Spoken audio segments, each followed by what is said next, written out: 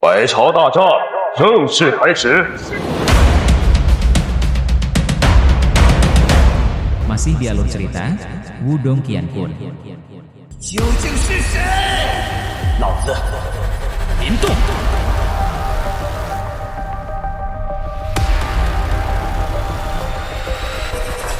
Review episode ke-11.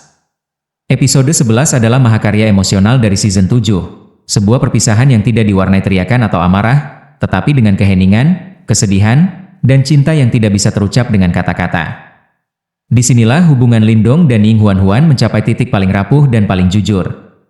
Episode dibuka dengan suasana pagi di Daosek yang sunyi, terlalu sunyi. Tidak ada deru latihan, tidak ada obrolan murid, bahkan angin pun seakan menahan napas. Daun-daun bergetar perlahan, diterpa hembusan lembut yang terasa dingin, seakan lembah itu sedang berkabung. Di gerbang utama sekte, para tetua dan murid inti berkumpul. Wajah mereka berat, sebagian menunduk, sebagian tampak malu, sebagian terlihat kehilangan keberanian untuk menatap pemuda yang akan mereka lepaskan, Lindong. Lindong berjalan perlahan melalui koridor panjang menuju gerbang. Setiap langkahnya terasa berat, bukan karena ia takut diusir, melainkan karena ia sadar bahwa ini adalah jalan yang harus ia lalui demi melindungi sekte yang ia cintai. Animasi di bagian ini sangat lembut dan indah. Bayangan Lindong memanjang oleh cahaya pagi yang pucat, menegaskan bahwa dia benar-benar berjalan keluar dari kehidupan yang telah ia bangun dan lindungi dengan semua kekuatannya. Di sepanjang koridor, beberapa murid yang sebelumnya tidak menyukainya kini menunduk. Beberapa terlihat ingin meminta maaf, tetapi tidak punya keberanian. Yang lain menangis diam-diam. Bahkan mereka yang dulu menghina Lindong kini sadar bahwa mereka sedang menyaksikan hero yang rela meninggalkan rumahnya untuk menyelamatkan semuanya. Tetua Xuanzi berdiri di depan gerbang bersama para tetua lain. Wajahnya tampak sangat tua, matanya merah karena tidak tidur semalaman. Lindong, suaranya serak. Kami. Daosek berutang banyak padamu. Lindong tersenyum kecil, senyum yang menyakitkan. Aku tidak menyesalinya, tetua. Tetua Xuanzi menunduk dalam-dalam, sebuah isyarat penghormatan yang belum pernah ia berikan kepada murid manapun. Bahkan murid-murid senior terkejut melihat gestur itu. Lindong balas membungkuk dengan hormat. Namun Lindong menyadari bahwa seseorang belum datang. Seseorang yang hatinya terhubung paling kuat dengan dirinya. Ying Huan-Huan. Episode menampilkan adegan memotong ke tempat Huan-Huan berada, ruangan kecil penuh pecahan es. Ia berdiri di tengah, napasnya kacau, rambutnya berantakan, matanya merah. Aura es meledak dan padam secara acak di sekelilingnya, menunjukkan bahwa emosinya membuat kekuatan penguasa es dalam dirinya semakin tidak stabil. Tidak. Huan-Huan meremas dadanya, mencoba menahan rasa sakit yang tidak berasal dari tubuhnya, tetapi dari hatinya yang hancur. Ia berlari keluar, meninggalkan jejak salju di lantai. Para murid menyingkir, merasa terpukul oleh aura dinginnya. Dengan animasi dramatis, Huan-Huan meluncur di udara menggunakan energi es, langsung menuju gerbang Daosek. Lindong yang hampir melangkah keluar mendengar suara langkah cepat. Ia menoleh. Di sana, Huan-Huan berlari ke arahnya, wajahnya penuh air mata yang membeku saat jatuh. Lindong! Teriakan itu memecah keheningan sekte. Semua orang menoleh. Angin pun seakan berhenti bergerak. Huan-Huan berhenti tepat di depan Lindong, terengah-engah, rambutnya berantakan oleh angin dan energi es yang tak terkendali. Matanya bersinar biru pucat, namun juga penuh rasa sakit manusia.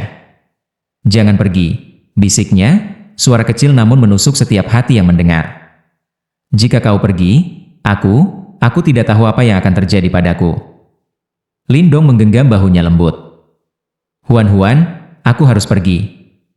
Jika aku tetap tinggal, mereka semua akan dalam bahaya. Aku tidak peduli, seru Huan-Huan. Aku tidak peduli apapun. Aku hanya ingin kau tetap di sini.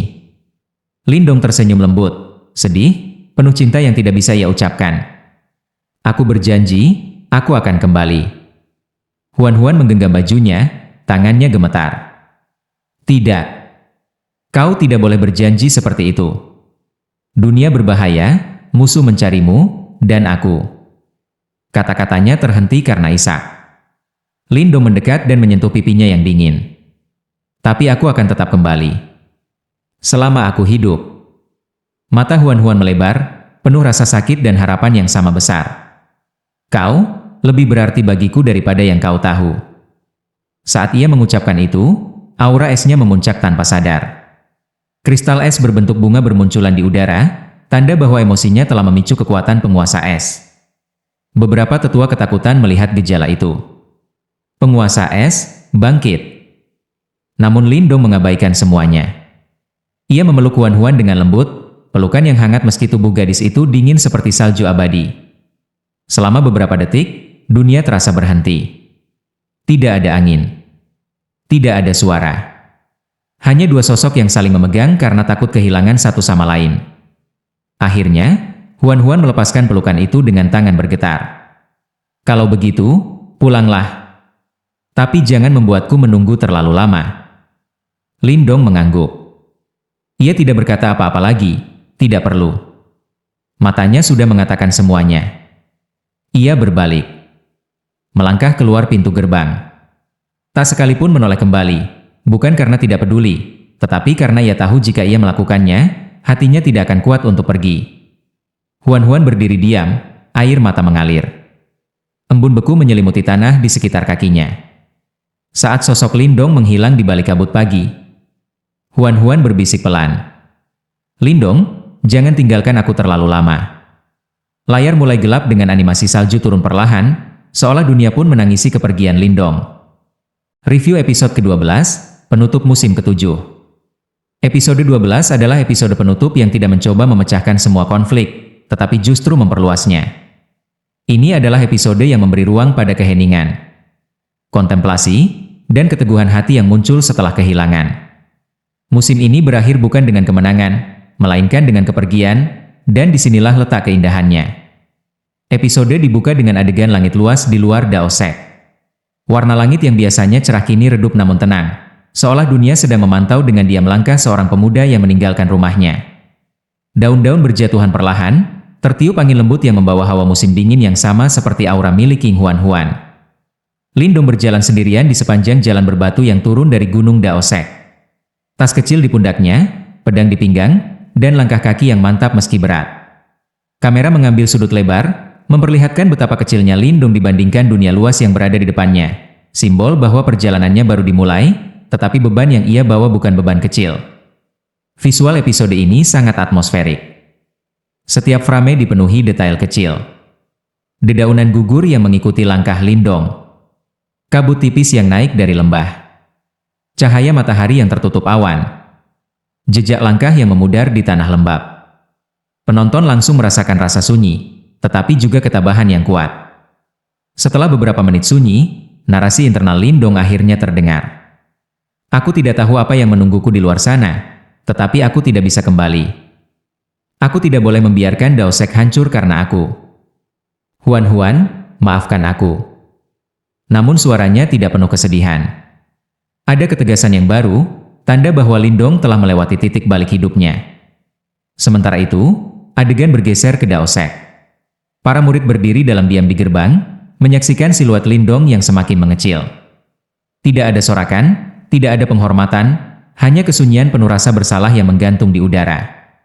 Huan berdiri di atas salah satu menara tertinggi Dao Sek, rambut birunya berkibar dalam angin. Matanya memancarkan dua emosi yang bertentangan. Kesedihan yang dalam dan kekuatan yang mulai bangkit. Dalam visual close-up, butiran es tipis mulai terbentuk di ujung matanya, tanda bahwa kekuatan penguasa es merespon emosinya. Tetapi ia tidak menangis. Tidak kali ini. Ia hanya menatap punggung seseorang yang ia sayangi menghilang dari pandangan. Huan berbisik. Lindong, kumohon, jangan mati. Episode kemudian memotong ke ruang rapat Dao Sek. Para tetua duduk dalam diam. Tidak ada kebanggaan dalam keputusan mereka, hanya rasa kehilangan dan ketakutan. Tetua Xuanzi terlihat paling terpukul. Ia menatap kursinya sendiri, seakan menanggung seluruh beban keputusan itu sendirian. Kemudian ia berkata pelan, "Apa yang telah kita lakukan, semoga ini tidak menjadi dosa terbesar dalam sejarah sekte kita." Tetua Qingyang hanya menunduk, tidak lagi terlihat angkuh. Bahkan ia memahami bahwa pengusiran Lindong bukan kemenangan politik, tetapi kegagalan moral. Episode melanjutkan kembali ke Lindong yang terus berjalan.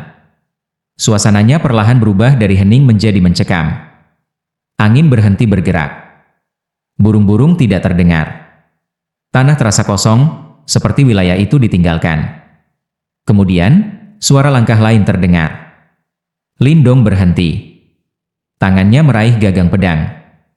Dari balik kabut, sesosok makhluk bayangan muncul. Tidak besar, tidak sekuat Komandan Iblis, tetapi jelas merupakan mata-mata musuh yang mengikuti Lindong sejak ia meninggalkan sekte. Makhluk itu menyeringai. Pemilik Ancestral Stone akhirnya sendirian. Lindong menghela napas.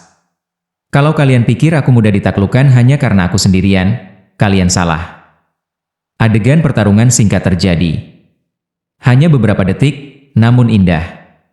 Lindong bergerak cepat, menggunakan esensi dari teknik naga yang telah ia latih. Cahaya hijau menghunus udara seperti kilatan.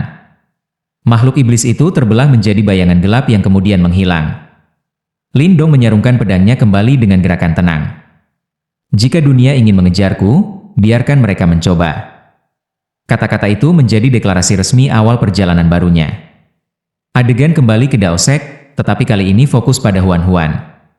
Ia masih berdiri di puncak menara, tubuhnya sedikit bergetar. Kamera kemudian memperlihatkan simbol es kuno yang samar muncul di belakangnya. Sebuah fitur visual yang menggambarkan bahwa Huan-Huan semakin dekat pada kebangkitan penuh sebagai penguasa es. Dia menutup mata dan menarik napas dalam. Kalau dunia ini ingin menghancurkanmu, aku akan membekukan seluruh dunia itu. Ini adalah salah satu kalimat paling kuat yang diucapkan Huan-Huan sepanjang seri. Episode kemudian menutup dengan montage. Lindong berjalan ke dunia luas. Huan-Huan berdiri di puncak menara, mata bersinar pucat. Para tetua menatap langit dengan raut khawatir. Peta spiritual wilayah timur menunjukkan bayangan gelap yang tumbuh di luar perbatasan. Ancestral Stone dalam tubuh Lindong bergetar seolah merespons takdir besar yang menunggu. Lalu narasi penutup muncul. Ketika satu pintu tertutup, dunia membuka ribuan pintu lain. Perjalanan pemuda itu baru saja dimulai. Layar memudar. Musik mereda. Season 7 berakhir. Itulah review episode 12, sekaligus penutup musim ke-7. Semoga bermanfaat. Ikuti juga alur cerita versi novel di channel ini. Terima kasih.